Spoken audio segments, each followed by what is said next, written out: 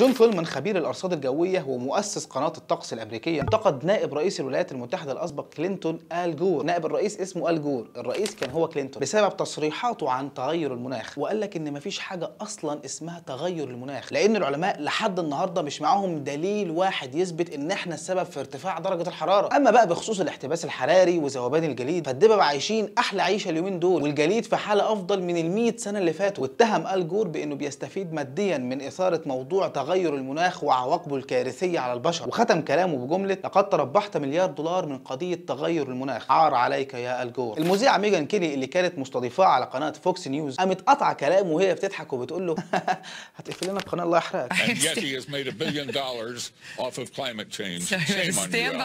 آل جور لو انت ما تعرفوش، فالراجل ده في 2006 فاز بجائزة الأوسكار عن فيلم وثائقي بيتكلم عن تغير المناخ اسمه الحقيقة المزعجة، كان بيعرف فيه ظواهر تغير المناخ وبالأخص الاحتباس الحراري. وفي نفس السنة عمل كتاب بيتكلم فيه عن حالة التأهب العالمية لمواجهة الاحتباس الحراري، وبرضه خد المركز الأول في قائمة نيويورك تايمز. خرب بيته بيطلع الأول في كل حاجة. الراجل ده امبارح كان ملعلع عندنا في شرم. Today, as every day, we are spewing 162 million tons of man-made heat-trapping global warming pollution into the sky.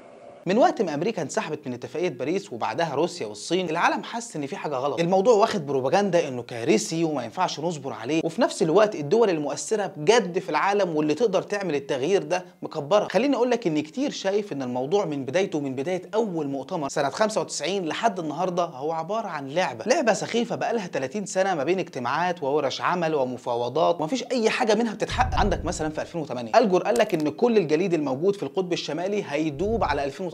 النهارده احنا اهو بنقفل سنه 2022 ومتوسط مساحه الجليد في القطب الشمالي وصل لاقصى حد ليه بمساحه 14.8 مليون كيلو متر مربع. المشكله انه طلع في 2009، يعني بعد الكلام ده بسنه واحده بس، وقال لك ان الجليد هيذوب بالظبط يعني في 2019، اللي هو اي تاريخ بعيد وخلاص. وخد عندك من ده كتير قوي. هتلاقيني سايب لك تحت في المصادر موقع بيوريك كميه تنبؤات عن المناخ اتعمل لها دعايه مش طبيعيه، كلها طلعت غلط من اول 1970 لحد النهارده. طيب اللي بيحصل ده بقى نسميه ايه؟ الجو فعلا متغير عن زمان. زي ما قلت لك، غاز ثاني اكسيد الكربون مرتبط بانبعاثات الوقود الاحفوري اللي هو النفط والفحم والغاز الطبيعي، وبعيدا عن اهميه الفحم والغاز، الا ان النفط هو المراد من كل اللي بيحصل ده، ويعتبر هو الهدف الاساسي والرئيسي اللي بتلعب عليه كل الدول اللي بتستورده. هنقلل من قيمه استهلاك النفط فسعره يقل، هنقدر نستحوذ على اكبر كميه منه، وده اللي اثبتته اتفاقيه باريس وقت ما اختصرت كل المشاكل الموجوده في المناخ في استخراج النفط، وانه لازم باي طريقه نوقفه ونلاقي له بديل ونمنع استخدامه في كل القطاعات الاقتصاديه، مش قطاع الطاقه بس. اللي تابع المفاوضات وقتها هيعرف ان دول الامازون زي البرازيل وتشيلي والارجنتين استماتت على عدم ادراج موضوع قطع الغابات وحرقها في اتفاقيه باريس، لانهم عارفين ان حاجه زي دي بتطلع كميه مهوله من ثاني اكسيد الكربون، حرفيا كميه قادره تفسخ الغلاف الجوي لوحدها. وطالما الموضوع ده ملوش ضرر على مصالح باقي الدول، فيبقى اتس اوكي. وده يخليك تبدا تفهم ان الموضوع مش هو هدفه الحفاظ على البيئه، وانما الاستحواذ والسيطره على النفط. لكن على مين؟ لو جيت شفت اكبر الدول المنتجه للنفط في العالم، هتلاقي البلد رقم واحد هي امريكا، ومن بعدها روسيا، ثم السعوديه. اظن انت كده فهمت دلوقتي ليه اتفاقيه باريس لا تلزم امريكا ولا روسيا. اللي بيحصل في مصر النهارده هو اتفاق ما بين دول العالم على دعم مصدر طاقه جديد اسمه الهيدروجين الاخضر. بيتم فصل الهيدروجين عن الاكسجين الموجود في الميه باستخدام الكهرباء، وبيتحول لمصدر طاقه نظيف بيدي طاقه بدون انبعاث غاز ثاني اكسيد الكربون، وده بقى هيحافظ على المناخ. انت فاهم طبعا احنا بنخاف على المناخ قد ايه. تقول لي اشمعنى يا حاج الهيدروجين الاخضر هو مصدر الطاقه المدعوم للمستقبل؟ اقول لك لانه بيمثل للدول اللي ربنا ما رزقهاش بالبترول زي الخليج وليبيا بالكنز، لان مجرد ما تنتجه انت تقدر تبيعه وتربح منه، خصوصا ان تكلفه انتاجه قليله جدا. وعشان كده رئيس جمهوريه مصر العربيه الرئيس عبد الفتاح السيسي في يوليو اللي فات عمل حاجه اسمها الاستراتيجيه الوطنيه المتكامله لانتاج الهيدروجين الاخضر، رصد فيها مجموعه من المشروعات وقودها الاساسي هو الهيدروجين الاخضر بقيمه وصلت من 3 ل 4 مليار دولار. فهمت انت كده دلوقتي اللعبه رايحه فين؟ الدول المستورده للفحم والنفط لازم ولا بد هتلاقي لها مصدر تاني للطاقه تقدر تستغنى بيه عنهم، لا وكمان هتحاول تصدر زيها زي الدول اللي بتصدر طاقه النهارده. يعني كمان 10 20 سنه ما تستبعدش انك تلاقي دول زي مصر والهند واليابان بتصدر طاقه. تفتكر ممكن؟